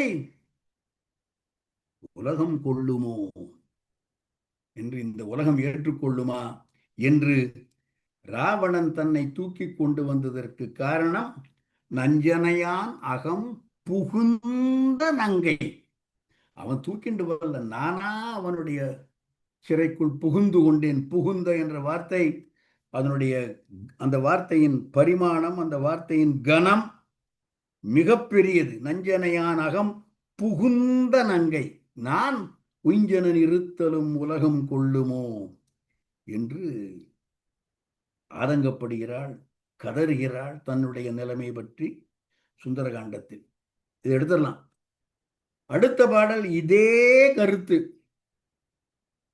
ராமன் இறந்து கிடக்கிறான், பக்கத்தில் இலக்குவனும் இறந்து கிடக்கிறான். இந்த இறந்து கிடக்கும் காட்சி, அவர்கள் இருவரும் மயங்கி கிடக்கும் காட்சி, பிரம்மாஸ்திரம் ஏவப்பட்டதால் நிகழ்ந்த காட்சி. பிரம்மாஸ்திரம் ஏவி மருத்துமலை கொண்டு வந்து அனுமன் இவர்களை பிழைக்க வைப்பதற்கு முன்னால் பிரம்மாஸ்திர படலம், அடுத்தது சீதை களன்கான் படலம், அப்புறம் தான் மருத்துமலை படலம். ஸோ இந்திரஜித் அப்பாட்ட போய் எல்லாரையும் கொண்டு போட்டாச்சு என்று சொல்ல, அந்த ஒரு நல்ல ஒரு கோல்டன் ஆப்பர்ச்சுனிட்டி, அதை மிஸ் பண்ண விரும்பாத ராவணன் திருஜடையை கூப்பிட்டு எல்லாரையும் கூப்பிட்டு சீதையை புஷ்ப விமானத்தில் ஏறி கொண்டு போய் காமிங்க, ராமன் செத்து கிடக்கான், இல்லை லட்சுமணன் செத்து கிடக்கான், காமிங்க சீதைக்கு என்று சொல்லி சீதைக்கு அந்த காட்சியை காட்டுவதாக ராவணன் ஏற்பாடு செய்கிறான். மேலே இருந்து பார்க்கிறா சீதை. அப்ப சொல்றா, யான் இழைத்த வினை. இதே வார்த்தை தான் அங்கேயும் சொல்ற. மானை பிடித்துத்தா என்று உன்னை விரட்டினேனே என்று, அதனால் வந்த தீங்கு எல்லாம் என்று வானத்திலிருந்து புஷ்ப விமானத்திலிருந்து கீழே கிடக்கும் இறந்து போனதாக இவள் எண்ணிக்கொண்டிருக்கும் ராமனை இலக்குவனை பார்த்து கதறும் பொழுது சீதை தன்னைத்தானே பழித்துக் கொள்கிறாள். இவ்வளவுக்கும் காரணம் நான் நான் நான் என்று, யான் இழைத்த வினை என்று அங்கேயும் சுட்டுகிறாள். என்ன ஒரு வார்த்தை சொல்றா பாருங்க. பாடலை பார்த்தால் தெரியும். பாடலை போடலாம். இன்று ஈகிலையேல், இன்று ஈகிலையேல் இரவு இவ்விடை மான், அன்று ஈ எனவும் பிரிவோடு அடியேன், நின்று ஈவது நின்னை நெடும் செருவில், கொன்று ஈவது ஓர் கொள்கை குறித்திலனோ. உன்னை கொல்வது என்ற ஒரு கொள்கை நான் குறித்தேன். உன்னை கொல்வது, கொன்று ஈவது ஓர் கொள்கை குறித்திலனோ. அப்பேற்பட்ட கொடியவள் நான். என்ன சொல்லியிருக்க? இவ்விடை மான் இன்று ஈகிலையேல். அன்று சொன்னவள் இது. அன்று அதாவது ஒரு மாசம், எப்போ 10 மாசம் முன்னால, சிறை எடுப்பதற்கு முன்னால்.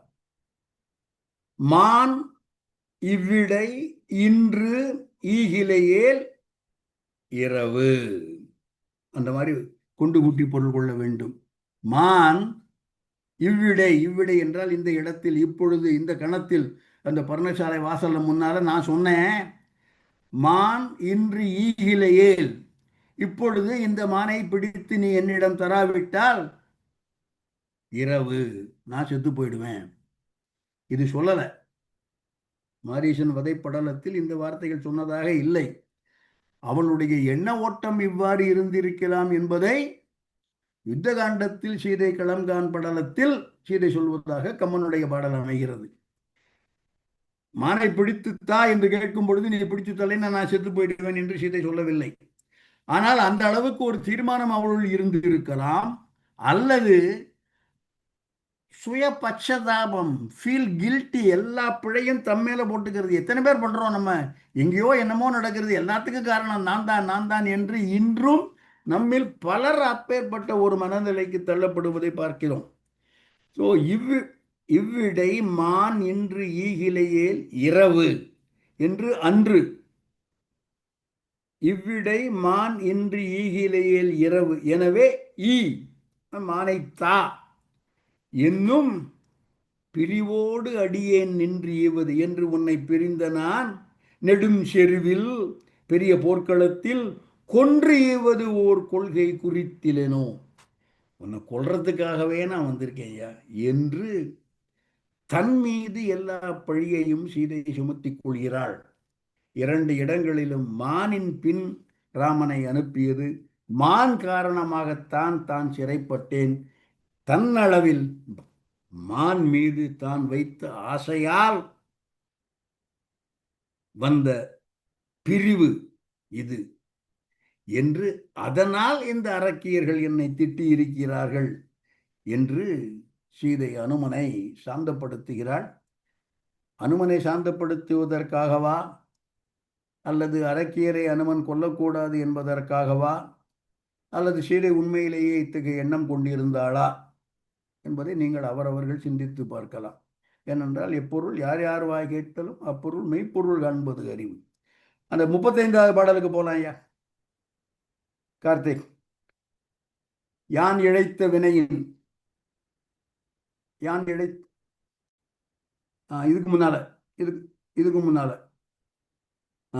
யான் இழைத்த வினையினின் இவ்விடர் தான் அடுத்தது என்று சீதை சொல்கிறாள். யான் இழைத்த வினை, என்னுடைய செய்கையால், என்னுடைய பிழையால், என்னுடைய செயலால் இந்த இடர் அடுத்தது, இந்த இடர் நிகழ்ந்தது என்று கூனியன் கொடியார் அலரே என்று, கூனியை விட இவர்கள் கொடியவரா என்று சீதை குறிப்பதாக சொல்லி இருக்கிறாள். இதை எடுத்துடலாம். கூனியின் மீது சீதைக்கு கோபம் இருக்கிறது என்பது தெரிகிறது. கூனியின் மீது ராமனுக்கும் சற்றே சினம் இருந்தது, அல்லது கூனியின் செயலை ராமனும் ஒப்புக்கொள்ளவில்லை என்பதை ராமன் வாயாலேயே சொல்வதாகவும் கம்பன் பாடல் தந்திருக்கிறான்.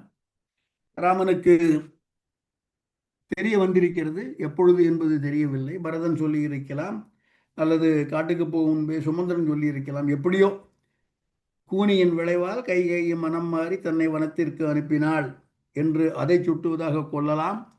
அல்லது வனம் வந்தால் சீதையை பிரிந்து விட்டேன் என்று தனக்கு ஒரு இடர் உற்றது என்று ராமன் சுட்டுகிறான். சீதையால் உற்ற இடர் என்று நான் அதை பார்ப்பது, அரசுரிமை இழந்ததற்கு ராமன் வருத்தப்படவே இல்லை. சீதையின் பிரிவை குறித்து அது கூனியால் நிகழ்ந்தது. ஏனென்றால் ஒரு செயின் ரியாக்ஷன், கூனியால் தான் வனத்திற்கு வந்தோம், வனத்திற்கு வந்ததால் தான் சீதையை பிரிந்தோம், 2 பேரும் அயோத்தியிலேயே இருந்த சீதையின் பிரிவு என்பது நிகழ்ந்திருக்காது. வனம் வந்ததால் சீதையை பிரிய நேரிட்டது. வனம் வருவதற்கு காரணம் கூனி என்ற அளவில் ராமன் தான் உற்ற பெரிய இடர் என்று சுட்டுவது சீதையின் இழப்பை குறித்து என்பது வரதராஜனுடைய எண்ணம். பாடலை பார்க்கலாம். சுக்ரீவன்ட்ட சொல்றான், சின்னவங்கன்னு சொல்லி யாரையும் தப்பிதமாக எடை போட்டு விடாதே, சிறியர் என்று இகழ்ந்து நோவு செய்வன செய்யல், மற்ற என் நெறி இகழ்ந்து யான் ஓர் தீமை இழைத்தலால் உணர்ச்சி நீண்டு குறியதாம் மேனியாய கூனியால் கோத்தோளாய் வெறியன எய்தி நொய்தின் வெண்துயர்கடலில் வீழ்ந்தேன். வெண்துயர்கடலில் வீழ்ந்தேன் என்பது ராமனுடைய பதிவு. சொல்ல முடியாத ஒரு துயரத்தை நான் இப்பொழுது தாங்கிக் கொண்டிருக்கின்றேன். வெண் துயர் கடலில் வீழ்ந்தேன். இந்த வெண் துயர் கடலில் வீழ்ந்தது என்பது வனம் வந்ததை சுட்டுவது அன்று, மனைவியை இழந்ததை சுட்டுவது என்பது என்னுடைய கணிப்பு. ஆனால் மனைவியை பிரிந்ததற்கும் காரணம் மனம் வந்தது, அது கூனியால் விளைந்தது என்று சிறியர் என்று இகழ்ந்து நோவு செய்வன செய்யேல். ராமன் சுக்ரீவனுக்கு அரசாட்சியை ஏற்றுக்கொள்வதற்கு முன்னால் திறம்பட எவ்வாறு அரசாட்சி செய்வது என்பதை பற்றி நிறைய ஆலோசனைகள் சொல்கிறான். இதே போன்ற ஒரு ஆலோசனையை இவன் வசிஷ்டன் மூலமாக கேட்டிருக்கிறான். அயோத்தியா காண்டத்தில் இவனுக்கு அரசுரிமை என்று தீர்மானித்தவுடன் தயரதன் வசிஷ்டரை கூப்பிட்டு ராமனுக்கு அரசியல் நெறியெல்லாம் பாடம் சொல்லுங்கள் என்று சொல்ல இவன் கேட்டிருக்கிறான். அவற்றையே சுக்ரீவனுக்கும் சொல்கிறான் என்று கொள்ள இடம் இருக்கிறது. சிறியர் என்று இகழ்ந்து நோவு செய்வன செய்யல், அந்த காரியத்தை செய்யாதே. ஏனென்றால் இதுக்கு ஒரு காரணம் இருக்கு. வேற எவனோ சொன்ன காரணம் இல்லை, நானே செஞ்சிருக்கேன் அந்த பிழையை. நெறி இகழ்ந்து, இகழ்தல் என்றால் நீங்குதல், நெறி இகழ்ந்து யான் ஓர் தீமை இழைத்தலால், கூனி மீது சின்ன வயதில் இவன் அம்பு போட்டிருக்கிறான், உண்டை வில் மீது. யான் ஓர் தீமை இழைத்தலால் அந்த தீமையை சிறியர் என்று, எங்க வீட்டு வேலைக்காரி தானே, எங்க அரண்மனையில் இருக்கும் ஒரு பணிப்பெண் தானே என்று சிறியர் என்று இகழ்ந்து, நான் அவ்வாறு செய்தது போல் நீ செய்து விடாதே. யான் ஓர் தீமை இழத்ததால் உணர்ச்சி நீண்டு அவள் தன்னுடைய இந்த ஒரு வன்மத்தை மனதிலேயே தேக்கிக் கொண்டு பலகாலம் அதை வளர்த்து குறியதாம் மேனியாய கூனியால், குறியதாம் மேனியாய கூனியால் கோவு தோளாய், திரண்ட தோள்கள் உடையவனே என்பது சுக்ரீவனை பார்த்த ஒரு விழி. அதனால் நான் வெறியன எய்தி, எம்டியா போயிட்டேன். இப்போ வெறிது ஒண்ணுமில்லை. வெறியன எய்தி நொய்தின் வெண் துயர்கடலில் வீழ்ந்தேன் என்று ராமனும் கூனியால் தான் பட்ட துன்பத்தை பதிவு செய்கிறான். சீதையும் கூனியால் தான் பட்ட துன்பத்தை பதிவு செய்கிறாள். கூனியின் கொடியரோ என்று இந்த அரக்கியர்கள் அவ்வளவு மோசம் இல்லப்பா என்று அனுமனை சாந்தப்படுத்தி பாடல் எடுத்துடலாம். அனுமன் இந்த அரக்கியரை கொல்லலாகாது என்பதை சீதை உறுதி செய்து கொள்கிறாள். அனுமனிடம் அதை சொல்கிறாள். என்ன சொல்றா பாருங்க. இவ்வளவும் சொன்ன அப்புறமும் அனுமனுடைய மனம் மாறாமல் இருக்குமோ? அனுமன் நான் அப்படித்தான் கொல்ல போறேன் என்று சொல்வானோ என்று அஞ்சியவள் போல, அந்த ஒரு ஐயம் இருப்பவள் போல, மாருதி நீ எனக்கு இந்த வரம் தா. என்ன மாருதி, நீ எனக்கு இந்த வரம் தா, இவர்களை கொல்ல மாட்டேன் என்ற வரத்தை மாருதி நீ எனக்கு தா என்று அன்னை கேட்கிறாள். ஏனென்றால் எனக்கு இவ்வரம் தா என்று அரக்கியரை கொல்வதற்கு வரம் கொடு என்று சீதையிடம் கேட்டவன் அனுமன், அரக்கியரை கொல்லாமல் இருப்பாய் என்ற வரத்தை எனக்கு கொடு என்று சீதை அந்த வரம் என்ற வார்த்தையை பயன்படுத்தியே அனுமனை வேண்டுகின்றாள். பாடலை பார்ப்போம். எனக்கு நீ அருள் இவ்வரம், தீவினை தனக்கு வாழ்விடம் ஆகிய சழக்கியர் மனக்கு நோய் செயல் என்றனள், மாமதி தனக்கு மாமரு தந்த முகத்தினாள். மாமதி தனக்கு, மதி என்றால் சந்திரன், பெரிய சந்திரனுக்கு மாமரு தந்தவள் சீதையினுடைய முகம், பெண்ணுடைய முகத்தை சந்திரனுடைய சந்திரனை போல் இருக்கிறது என்று, வதனமோ சந்திரபிம்பம் என்று அந்த காலத்து பாட்டு. ஸோ பெண்களுடைய முகம் சந்திரனை போல இருக்கிறது என்று சொல்கிறார்கள். ஆனால் பெண்களுடைய முகத்தில் எந்த விதமான மருவும் இல்லை. சந்திரன்ல ஒரு மரு இருக்கு, அதை முயல் என்கிறார்கள். ஒரு கரும்புள்ளி இருக்கிறது சந்திரனில் என்று தான் மறு இல்லாத முகத்தவள் ஆகி மதிக்கு மறு தந்தவள். மாமதி தனக்கு மா மறு தந்தவள். மா என்றால் பெரிய, ரெண்டு மாவும் பெரியதான். மாமதி பெரிய சந்திரன், சந்திரன் மாமதி தனக்கு மாமரு தந்த. மறு என்பது களங்கம் அல்லது கரும்புள்ளி. அதை தந்த முகத்தினாள். தன்முகத்தில் மறு ஏதும் இல்லாமல், தன்முகத்தில் களங்கள் எதுவும் இல்லாமல், சுத்தமா தொடச்சி வச்ச குத்து விளக்கு மாதிரி என்று சொல்கிறோமே, அது போன்ற முகமுடையவள். ஆனால் சந்திரனுக்கு மறு உடைய முகத்தவள் ஆக்கி அப்பேற்பட்ட சீதை எனக்கு நீ இவ்வரம் அருள் என்று முதலில் கேட்கிறாள் அனுமனை பார்த்து. எனக்கு இந்த வரத்தை தருவாயாக. தீவினை தனக்கு வாழ்விடம் ஆய சழக்கியர். சழக்கியர் என்பதற்கு வருவோம். தீவினை தனக்கு வாழ்விடம், தீமைகளெல்லாம் குடியிருக்கக்கூடிய அந்த அரக்கியர். தீவினை தனக்கு வாழ்விடம் ஆகிய, தீவையெல்லாம் குடியிருக்கக்கூடிய நெஞ்சு குடியிருக்கக்கூடியவர்கள் அரக்கியர்.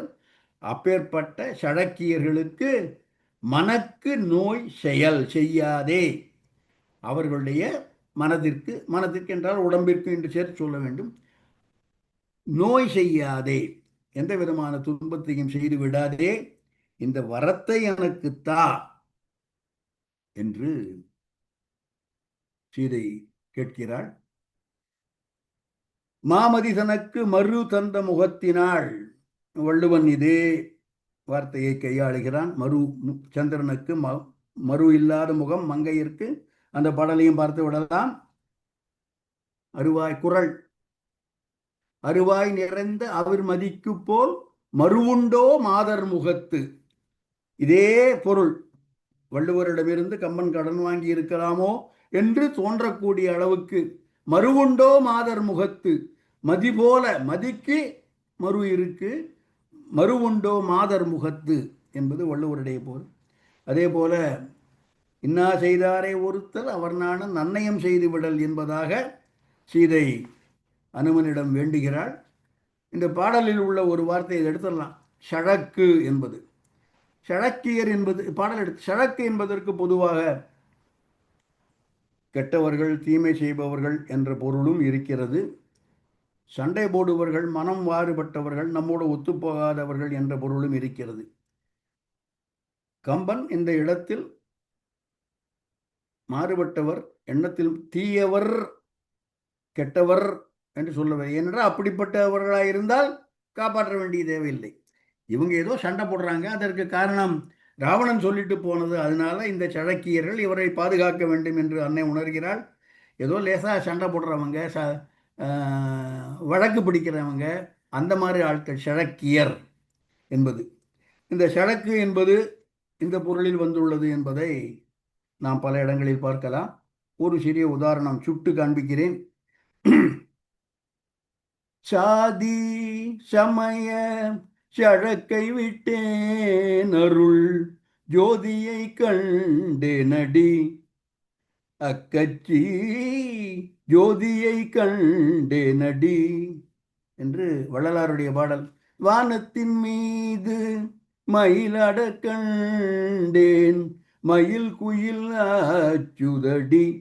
அதில் வரும் ஒரு பாடல், சாதி சமய சழக்கை விட்டேன் என்று. இவன் இந்த ஜாதி, அவன் அந்த சமயம் என்று சண்டை போடுவதை சாதி சமய சழக்கை விட்டேன் என்று, சண்டை அல்லது மாறுபாடு, கருத்து வேறுபாடு என்று நான் பொருள் கொள்கிறேன். இதே பொருளில்தான் அப்பருடைய தேவாரமும் அமைந்திருக்கிறது என்று நான் நம்புகிறேன். பாடல் இவ்வாறு அமைகிறது. அந்த பாடலை போடலாம்.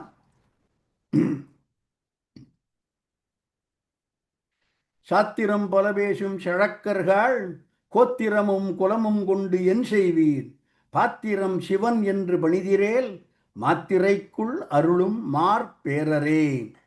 சாத்திரம் பல பேசும் சழக்கர்கள், கெட்டவர்கள் என்பதை விட சண்டை போட்டுக் கொள்கிறவர்கள் என்ற பொருளில் இது வந்திருக்கிறது என்று எண்ணுகிறேன். இதே போல ஒரு பிரயோகம் நலாயர திவ்ய பிரபந்தத்திலும் இருக்கிறது என்று முகுந்தன் எனக்கு சொல்லியிருந்தார். அவர் அதை சொல்லுவார் என்று நினைக்கிறேன். ஸோ இவ்வாறு இந்த சழக்கியர்களை காப்பாற்ற வேண்டும் என்று சீதை சொல்லி இதை எடுத்துடலாம். எனக்கு இதை வரமாகத்தா என்று அனுமனிடம் சீதை கேட்கிறார். அடுத்த பாடல்.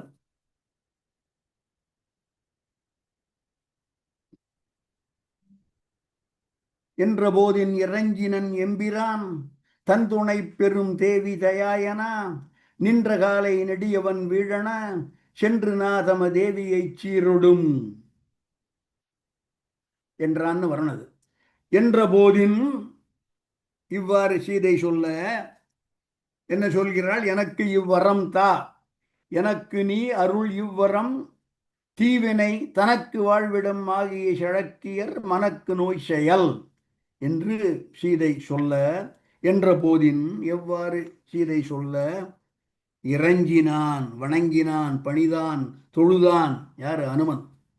எம்பிரான் தன் துணை பெரும் தேவி தயா, தன் துணை தேவி பெரும் தயா என்று கொள்ளலாம்.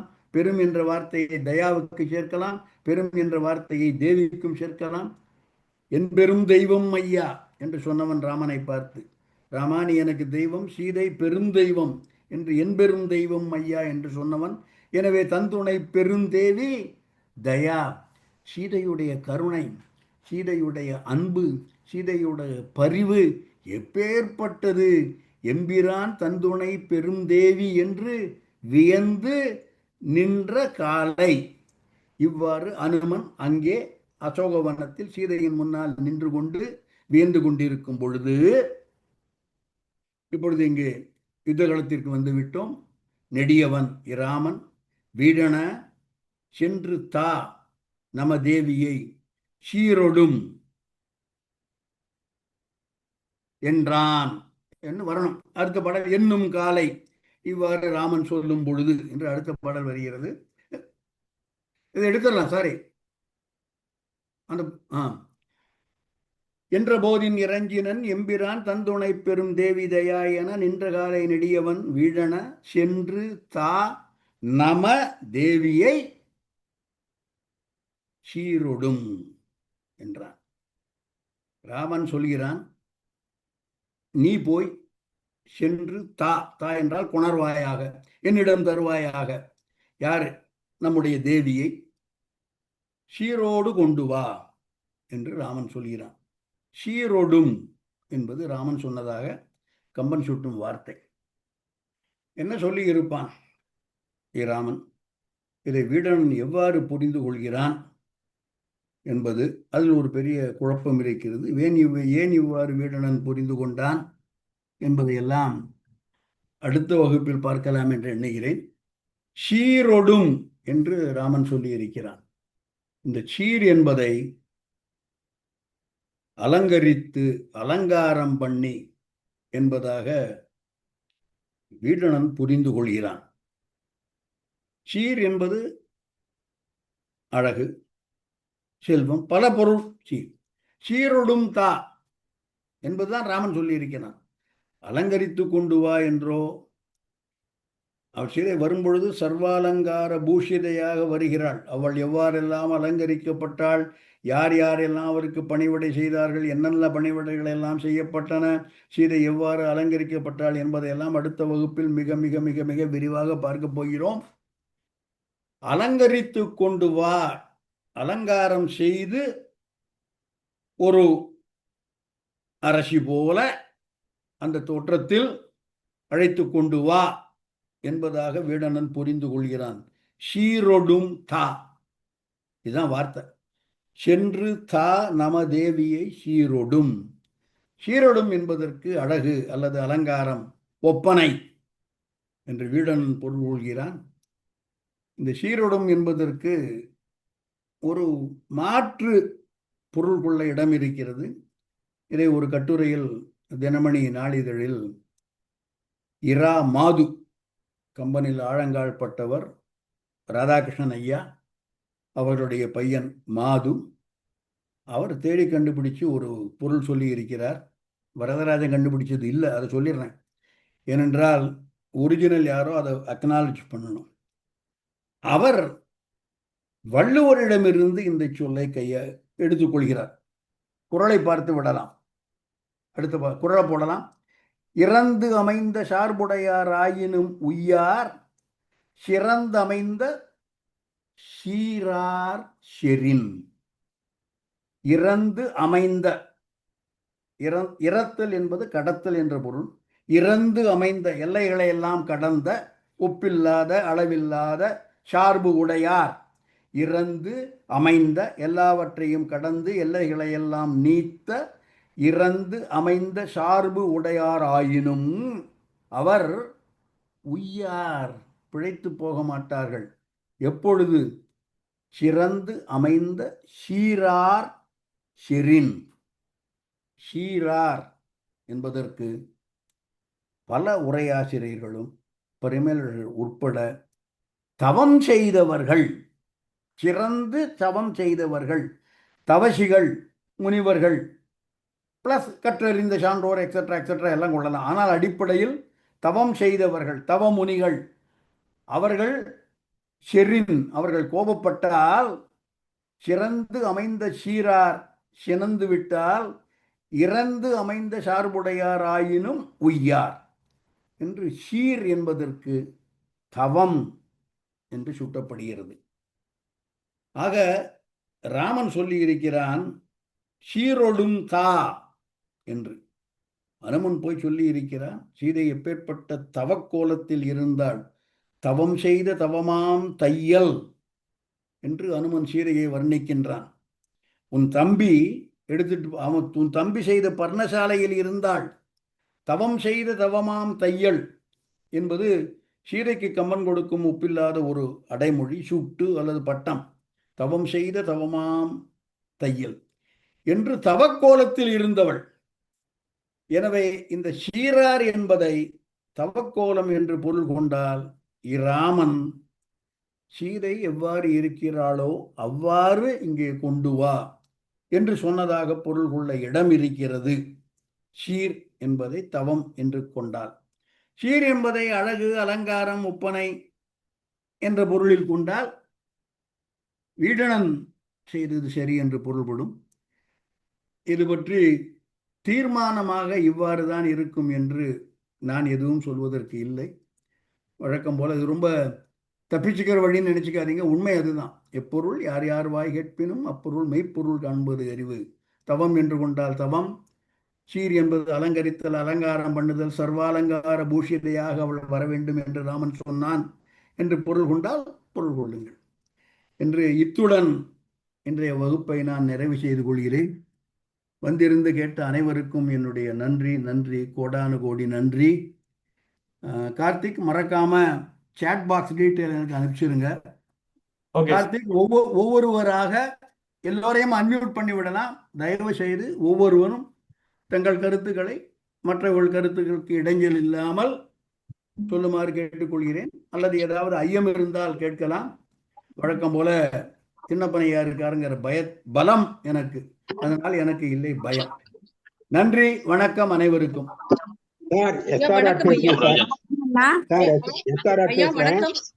வணக்கம் சார்.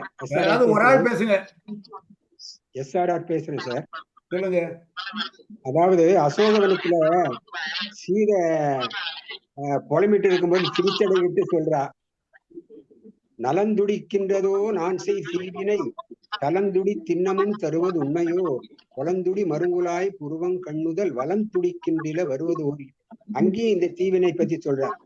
நலந்துடிக்கின்றதோ நான் செய் தீவினைன்னு சொல்றாங்க. அந்த தீவினை அதையும் சேர்த்துக்கலாம் சார். அது என்னுடைய அப்சர்வேஷன். நன்றி, நன்றி ராமசாமி. அடுத்து சார், சீரும் சிறப்போடும் வேறும் போலோடும். யாரோ ஒரு பேக்ரவுண்ட் நாய்ஸ் வருது. யாரு தேந்தோ somebody has got a background noise. அதை மியூட் பண்ண முடியுமா பாருங்க கார்த்திக். ஓகே. சார், பெரியவங்க வாழ்த்தும் போது சீரும் சிறப்போடும் பேரும் புகழோடும்ங்கிறாங்க. அந்த சீரும் சிறப்பு, அந்த சீரும்ங்கிறது எந்த அர்த்தத்துல? செல்வம், புகழ், கீர்த்தி, ஏகப்பட்ட பொருள் இருக்கு. நன்றி, நன்றி. வணக்கம் ராஜன். முகுந்தன். ரெண்டு சமாச்சாரம். ஒண்ணு, சீதை பக்கத்துல இருக்கும்போது ராமன் யாரையுமே கொல்லல ராமாயணத்துல. அது பார்க்கலாம். அது ஒரு பெரிய விஷயம். ரெண்டாவது, அந்த சழக்கு நான் சொன்னேன் இல்லையா, அது சழக்கு நாக்கோடு புன்கவி சொன்னேன் சங்கு சக்கரம் ஏந்து கையனே பிழைப்பராகிலும் தம் அடியார் சொல் பொறுப்பது பெரியோர் கடன் அன்றே. விழிக்கும் கண்ணிலேன் நின்கண் மற்ற அல்லால் வேற்று ஒருவரோடு என் மனம் பற்றாது உழைக்குவோர் புள்ளி மிகை அன்று கண்டாய் ஊழியேல் உலகுண்டு உமிழ்ந்தானே. இது பெரியாழ்வார் திருமொழி. அவர் இந்த சழக்கு யூஸ் பண்ணிருக்காருன்னு சொல்லி. நன்றி முகுந்தன். ஒரு சின்ன கருத்து. ராமன் விராதனை கொன்ற பொழுது சீதை உடன் இருந்தாள். கேட்காதே. சரி, நான் அங்கிட்டு போயிடுறேன்ப்பா. சொல்லுங்க கண்ணகி. வணக்கம் அண்ணா. வணக்கம். நீங்க இப்ப சொன்னீங்க சீர்னா தவம், அதனால தவக்கோலத்தோடயே கூப்பிட்டாங்க ராமன். சீரோடுங்கும் போது அலங்காரம்னு இவரு விபீடனன் எடுத்துக்கிட்டு அலங்காரத்தோட கூட்டிட்டு வர்றாங்கிறது புரிஞ்சுட்டேன். சிறந்து தவம் செய்தவர்கள் அவங்க கோபப்பட்ட என்ன ஆகும், அது எனக்கு அதை புரிஞ்சுக்க முடியல. கொஞ்சம் சொல்லுங்க, மன்னிச்சுக்கங்க, நான் சரியா கேட்டுக்கல. இல்ல சிறந்த தவம் செய்தவர்கள் இருந்தால் எப்பேற்பட்ட வலிமை உடையவர்களாய் இருந்தாலும்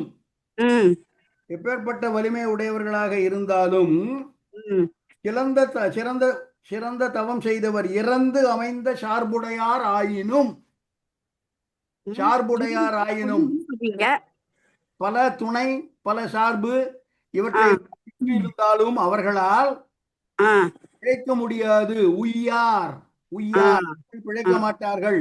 எப்பொழுதும் சிறந்தமைந்த சீரார் ஷெரின் செய்த முனிவர்கள் கோபித்துக் கொண்டால் எப்படிப்பட்ட துணை இருந்தாலும் அவர்களால் பிழைக்க முடியாது.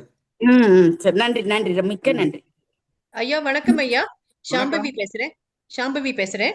சொல்லுங்க சாம்பவி. ஐயா, இந்த 36வது செய்யுள்ள மாமதி தனக்கு மாமரு தந்த முகத்தினள் அப்படிங்கறதுல அந்த மரு அப்படிங்கிறது வல்லின ராவா இருக்கு. இப்போ ஒரு இடையின ரா அதுவும் மறு முகத்துல மறு வருது அப்படின்னு சொல்றாங்க. இடையின ரா போட்டா நல்ல வாசனை, நல்ல மனம்.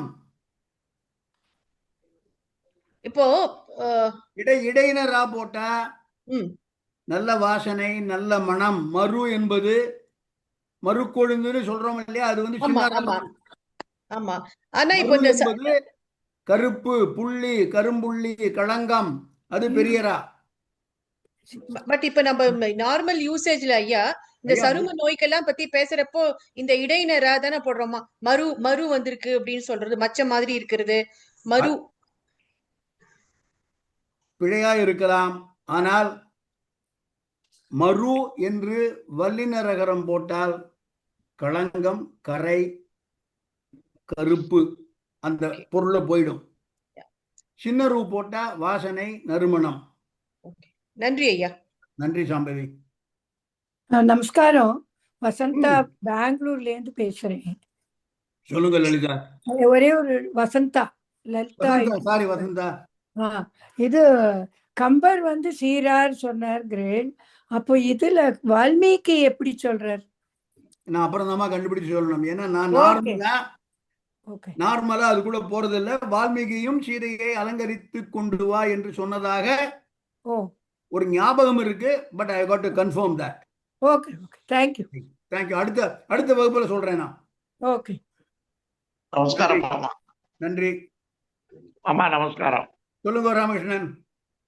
கம்பர் பல இடங்கள்ல அவாவா சௌகரியமா எடுத்துக்கிட்டு அப்படிலாம் ஒரு 2 கட்டம் தான் விட்டுருக்காரு உங்களுக்கு. அப்படி இல்லையா, நான் எங்களுடைய சின்னப்பன் ஐயா இருக்காரு, அவர் தான் சொல்லுவாரு, நூலாசிரியன் உரை எழுதக்கூடாது என்று.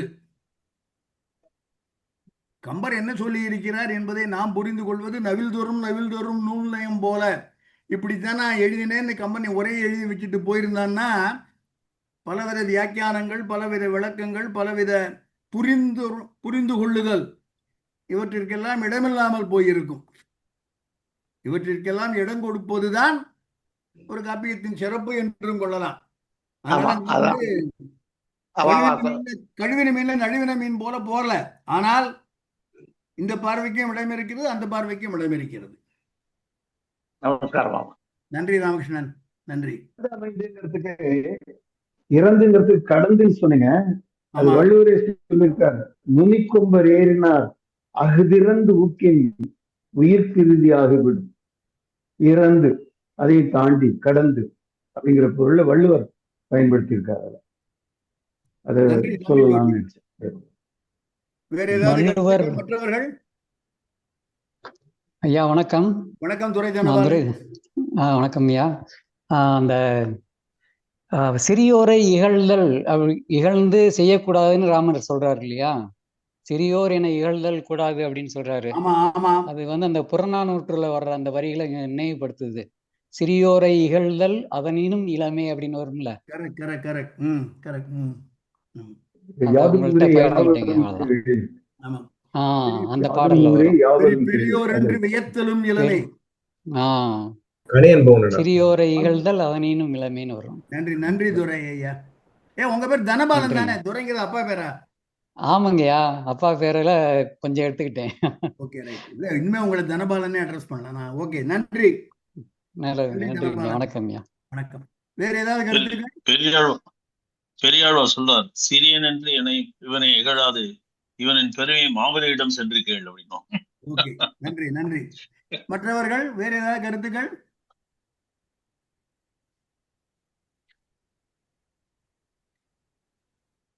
வணக்கம். நன்றி. வேறு கருத்துக்கள், வேறு ஐயம் எதுவும் இல்லை என்றால் அவ்வாறு அந்த பட்சத்தில் கார்த்திக் வகுப்பை நிறைவு செய்யலாம் என்று நினைக்கிறேன். ஓகே சார், மீட்டிங் ரெக்கார்ட் பண்ணிடலாம். அனைவருக்கும் நன்றி. நன்றி.